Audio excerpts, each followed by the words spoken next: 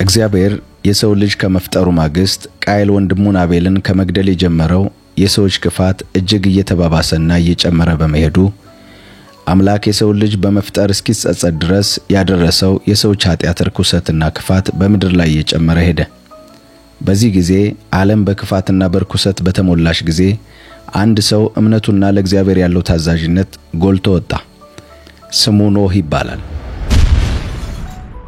የሰው ልጅ እና ሕያዋን ፍጥረታት ሁሉ ከትልቅ የጥፋት ውሃ የሚታደግ መርከብ ለመስራት የተመረጠ ሰው ኖህ። በኖህ በእምነትና በመታዘዝ ለዓለም አዲስ ጅማሮ መጣ። በዛሬው መጽሐፍ ቅዱስ ታሪካችን የእምነት የታዛዥነትና የጽናት አርአያ የሆነውን የኖህን ታሪክ እንመለከታለን። አብራችሁን እንድትቆዩ በትህትና እንጋብዛለን። ኖህ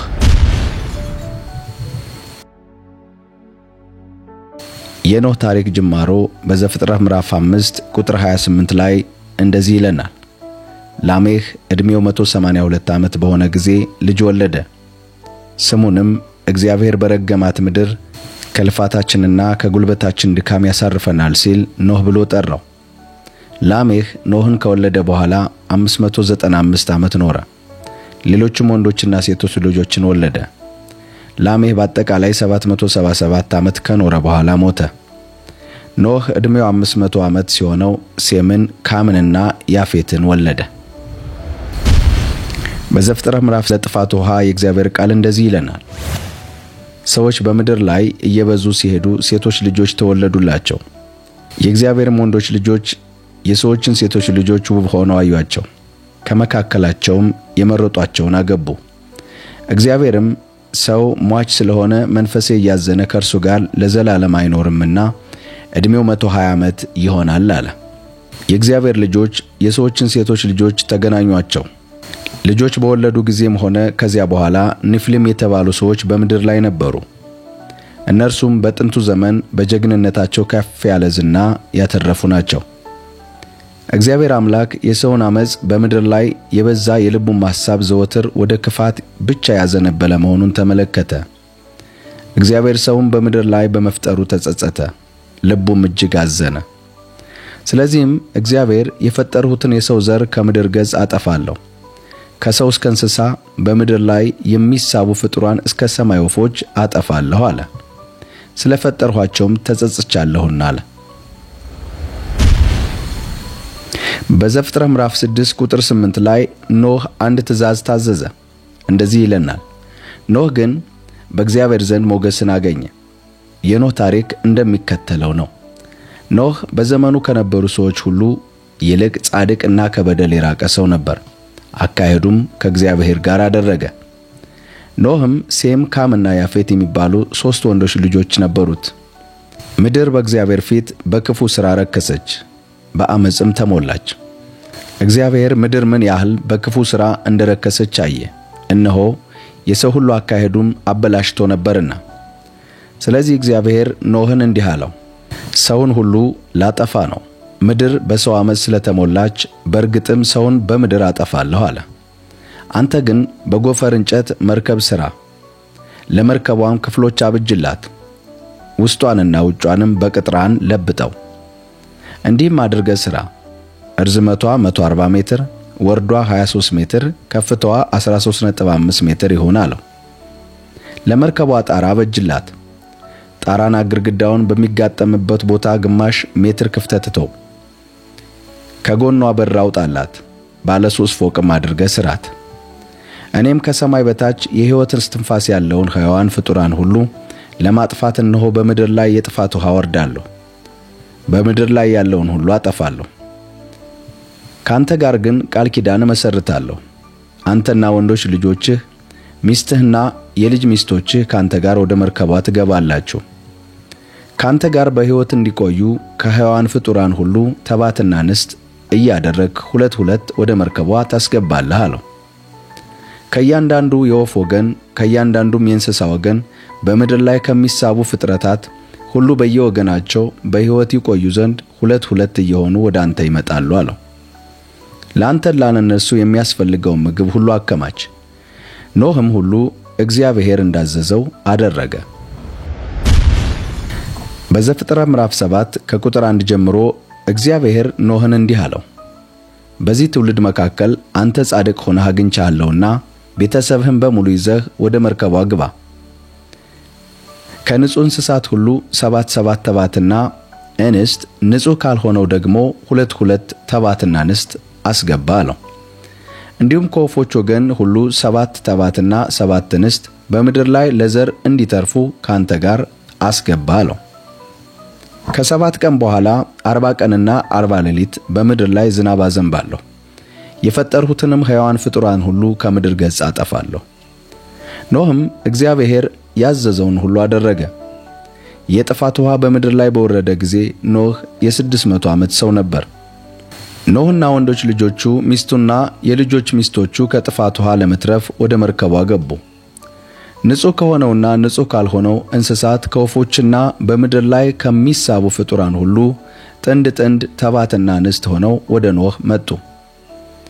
እግዚአብሔር ኖህን ባዘዘው መሰረት ወደ መርከቧ ገቡ። ከ7 ቀን በኋላ የጥፋት ውሃ በምድር ላይ መጣ። ኖህ በተወለደበት በ600ኛው ዓመት በሁለተኛው ወር ከወሩም በ17ኛው ቀን በዚያ ቀን የታላቁ ጥልቅ ምንጮች በሙሉ ተነደሉ። የሰማይ መስኮቶች ተከፈቱ። 40 ቀንና 40 ሌሊት በምድር ላይ ዝናብ ዘነበ።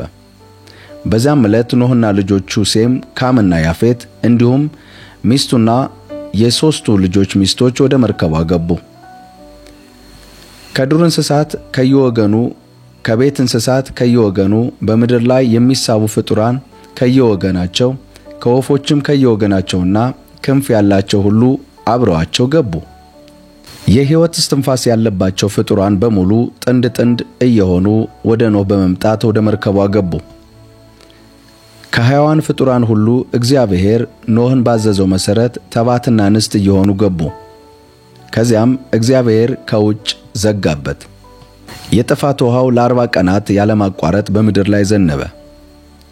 ውሃው እየጨመረ በሄደ መጠን መርከቧ ከምድር ላይ ወደ ላይ አነሳት። ውሃው በምድር ላይ በጣም እየጨመረና ከፍ እያለ ሲሄድ መርከቧ በውሃው ላይ መንሳፈፍ ጀመረች። ውሃው በጣም ከፍ በማለት ከሰማይ በታች ያሉትን ታላላቅ ተራሮች ሁሉ ሸፈናቸው። ውሃውም ከተራሮች ጫፍ በላይ 7 ሜትር ያህል ከፍ አለ። በምድር ላይ የነበሩ ሕያዋን ፍጡራት ሁሉ፣ ወፎችም፣ የቤት እንስሳትም፣ የዱር እንስሳትም፣ በምድር የሚርመሰመሱ ፍጡራን፣ ሰዎችም በሙሉ ጠፉ። በአፍንጫቸው የሕይወት እስትንፋስ ያላቸው በየብስ የነበሩ ፍጡራን ሁሉ ሞቱ። ሕይወት ያላቸው ፍጡራን ሁሉ ከምድር ገጽ ጠፉ። ሰዎችና እንስሳት፣ በምድር ላይ የሚሳቡ ፍጡራን፣ የሰማይ ወፎች ከምድር ላይ ጠፉ።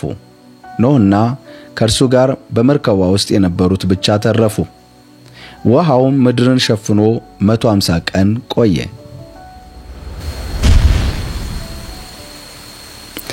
በዘፍጥረት ምዕራፍ 8 ከቁጥር 1 ጀምሮ የእግዚአብሔር ቃል እንደዚህ ብሎ ይናገራል። እግዚአብሔር ኖህንና በመርከቧ ውስጥ ከእርሱ ጋር የነበሩትን የዱርና የቤት እንስሳት ሁሉ አሰበ። በምድር ላይ ነፋስ እንዲነፍስ አደረገ፣ ውሃውም ጎደለ። የጥልቁ ምንጮችና የሰማይ ውሃ መስኮቶች ተዘጉ፣ ዝናቡም መዝነቡን አቆመ። ውሃውም ከምድር ላይ ቀስ በቀስ እየቀነሰ መጣ። ከ150 ቀን በኋላ ጎደለ። በሰባተኛውም ወር በ17ኛው ቀን መርከቧ በአራራት ተራራ ላይ አረፈች። ውሃው እስከ 10ኛው ወር ድረስ እየቀነሰ መጣ። በ10ኛው ወር በመጀመሪያው ቀን የተራሮች ጫፎች ታዩ። ከ40 ቀን በኋላ ኖህ የሰራውን የመርከቧን መስኮቶች ከፍቶ ቁራንም ወደ ውጭ ላከ። ቁራውም ውሃው ከምድር ላይ እስኪቀንስ ድረስ ወዲያና ወዲህ ይበር ነበር። ከዚያም በኋላ ኖህ ውሃው ከምድር ገጽ ጎሎ እንደሆነ ለማወቅ እርግብን ላከ። ነገር ግን ውሃው የምድር ገጽ ገና እንደሸፈነ ስለነበር ተመልሳ ኖህ ወዳለበት መርከብ መጣች። እርሱም እጁን ዘርግቶ ተቀበላት፣ ወደ መርከቢቱም አስገባት። 7 ቀን ከቆየም በኋላ ኖህ እርግቧን እንደገና ላካት።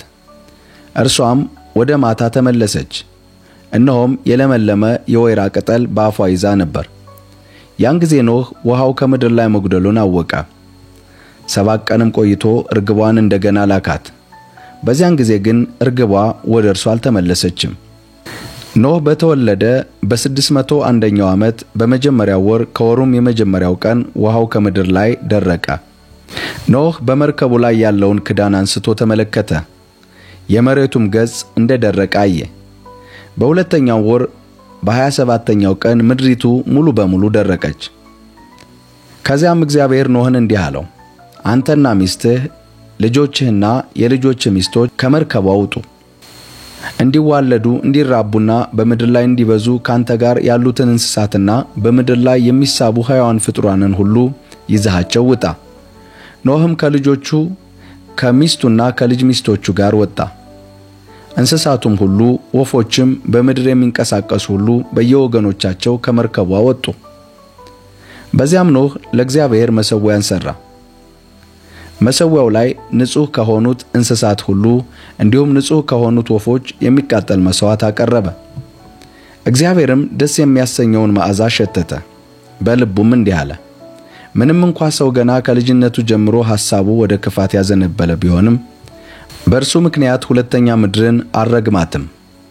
አሁንም እንደነገርሁህ ሕያዋን ፍጡራንን ዳግመኛ አላጠፋም። ምድር እስካለችበት ጊዜ ድረስ የዘር ወቅትና መከር፣ ሙቀትና ቅዝቃዜ፣ በጋና ክረምት፣ ቀንና ሌሊት አይቋረጡም አለ። በዘፍጥረት ምዕራፍ 9 ከ1 ጀምሮ እግዚአብሔር ከኖህ ጋር ቃል ኪዳን አደረገ።